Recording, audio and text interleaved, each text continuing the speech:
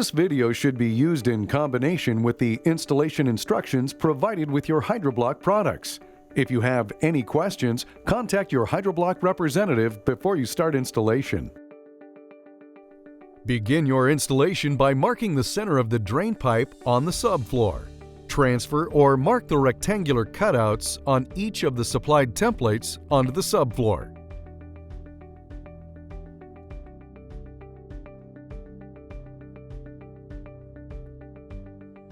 Then cut out the 4-inch by 6-inch center drain opening completely. Using appropriate tools such as a router, cut the end cap recesses a minimum of 3/16 of an inch deep.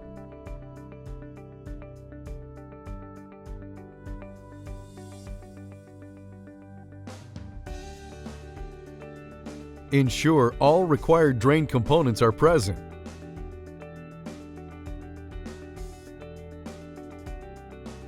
Measure the opening where the drain will be installed and cut equal amounts off each end of the drain so that it can be dry fit into place with a 1/2-inch gap at each end. The drain body should be cut on a tile wet saw or equivalent for a clean, square cut. Do not use hand tools. Dry fit the line drain into place and measure the end cuts for the drain end caps. The marks for the final cuts should be made where the top surface of each end cap meets the top surface of the line drain. Use a utility knife to carefully deburr the final cuts to the drain body. Assemble the drain body and end caps as shown and dry fit. Use the included drill bit and jigs as shown to pre-drill the holes for the end caps. Then use the included countersink bit and jig to countersink the screw holes so that the included screws will fit flush. Turn the drain body over and note the letter designation of the area your final end cuts were made in. In this case, the drain was cut in section C. Locate the ramp pieces which match the letter section where your final cut was made. The tabs on the ramps may need to be trimmed flush if it interferes with the drain body's internal supports when assembled. Now pour ABS cement into the applicator bottle supplied with the line drain. Use the applicator bottle to apply ABS cement as shown to glue the ramp pieces into the end caps. Ensure the ramp is properly seated in the end cap before the cement can cure. Apply ABS cement as shown to each end cap and fit into position on the line drain body.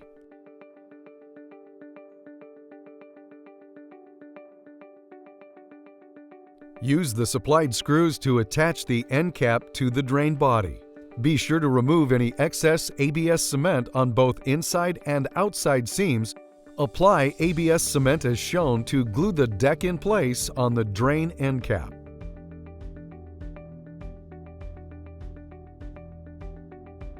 Apply a heavy bead of ABS cement to the underside of the seam.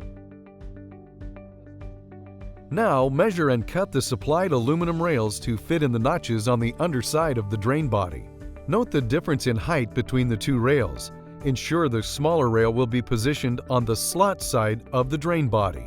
Remove the backing from the adhesive on both sides of each rail and firmly press each aluminum rail in place so that both sides with adhesive make contact with the drain body. Use clamps as shown or similar method to firmly seat the aluminum rails in place. Drill and countersink 3 holes along each rail location, 1 at each end and 1 in the center. Using the supplied screws, screw the line drain body to the aluminum rails. This is important. Ensure all screws sit flush with the upper surface on the line drain body. After all screws have been installed, check to ensure the drain body is straight. Use a drain plug to perform a watertight test of the assembled drain body.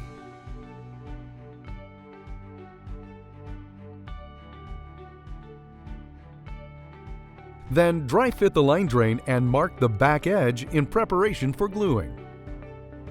Apply HYDRO-BLOK joint sealant generously to the subfloor where the drain will be positioned. Use a trowel with a 1/4 inch or smaller notch to trowel out the sealant. Now apply ABS cement to the outside surface of the drain pipe and the inside surface of the line drain connection. Once the ABS cement is applied, ensure the line drain is installed immediately. Use a level immediately after installation to ensure the drain body is straight and level. Use the supplied screws and the pre-existing holes in the aluminum rail. Secure the drain body to the subfloor. One screw should also be installed at each end of the drain body. The gap sticks included with your linear drain can be used as shown to keep the drain channel free of debris while the rest of the shower system is installed.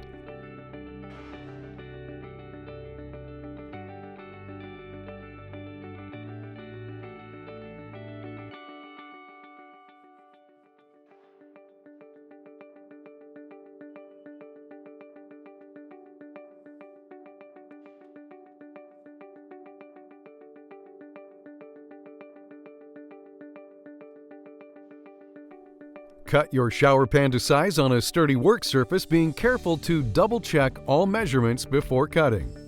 We recommend leaving an 1/8-inch space between the pan edge and the framed wall. The 1/2-inch knot must be recut on any side where it's trimmed away in order to ensure a proper seal around the shower pan. Adjust your saw blade to the appropriate depth and cut the top side of the pan 1/2 inch from the edge. Complete the notch by adjusting your saw blade to cut 1 inch from the bottom of the shower pan and carefully complete the cut. Remove the excess material and use a razor knife to make any adjustments to the notch. Apply thinset starting at the back of the shower area, troweling toward the front. Ensure the trowel lines are pointed to the front of your shower pan. Leave a minimum 1-inch gap between the drain body and the thinset. Apply a generous 3/4 inch continuous bead of HYDRO-BLOK joint sealant along the drain body edge. Carefully place the shower pan into position on the subfloor, ensuring the joint sealant does not mix with the sealant. Now ensure the shower pan is level and in the proper position on the subfloor and press into place. If you have not done so already, use duct tape to mask off the drain opening, 1.5 inches from the rear edge of the line drain body. Apply a generous 1/2-inch continuous bead of joint sealant along the seam between the shower pan and the drain body. Use the flat putty knife to smooth out the sealant so that there is at least 1 inch of sealant on either side of the seam.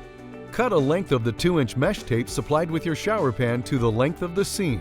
Then press the mesh tape into the seam, carefully pressing it into the joint sealant. Apply a continuous 1/2-inch bead of joint sealant on top of the mesh tape and smooth out again with a putty knife to fully cover the mesh tape. Be sure to remove the duct tape mask before the joint sealant cures. To begin installing wallboard, apply a 1/2-inch continuous seam of joint sealant along the shower pan notch. Press the wallboard firmly into the shower pan notch. We recommend using a level to ensure the wallboard is level and fully seated in the shower pan notch. Use duct tape to mask the end of the line drain opening before applying sealant along the seam. Secure the wallboard with HYDRO-BLOK screws and washers. Install the screws and washers so that the washer is flush or just below the surface of the wallboard. Apply a continuous 1/2-inch bead of joint sealant into the corner seam of the shower pan where it meets the wallboard. Use the corner putty knife to smooth out the sealant so that there is at least 1 inch of sealant on either side of the seam. Cut a length of the 2-inch mesh tape supplied with your shower pan 2 inches shorter than the seam length. Press the mesh into the seam, pressing it into the existing joint sealant. Apply a continuous 1/2-inch bead of joint sealant on top of the mesh tape and smooth out again with the corner putty knife. Excess joint sealant can be used to begin covering washers. Remove the masking tape on the line drain and ensure that the joint sealant or mesh tape does not cover any part of the drain opening. To install wallboard adjacent to previously installed wallboard, apply a 1/2-inch continuous bead of joint sealant down the side of the existing wallboard and into the shower pan notch. Angle the new sheet of wallboard into place so it seats firmly into the bead of joint sealant on edge of the existing wallboard. Then position the wallboard firmly into the notch of the shower pan. Chapstick can be applied to the included gap sticks prior to tiling to prevent thinset and grout from adhering to the gap sticks. The drain cover tray can be used to carefully mark your tile with the required cuts.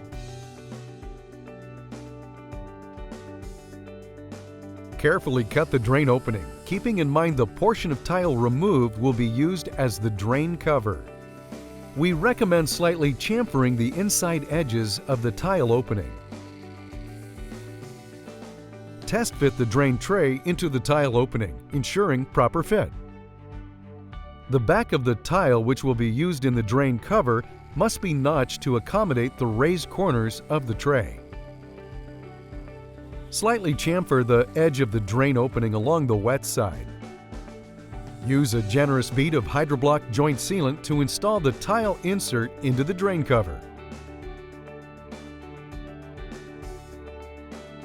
Remove any excess sealant before it cures. Test fit the drain cover into the tray. Carefully apply a bead of HYDRO-BLOK joint sealant as shown to the drain tray and install as shown.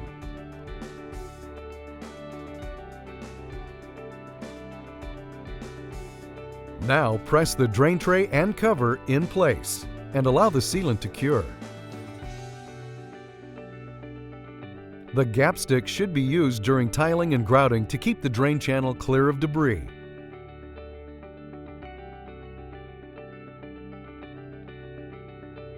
The drain cover removal tool makes removing the drain cover for cleaning easy.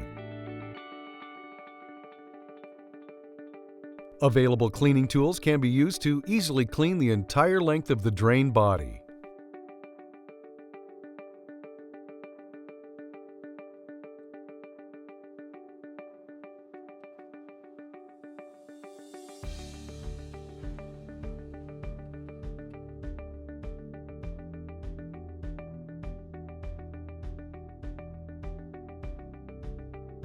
Thanks for watching.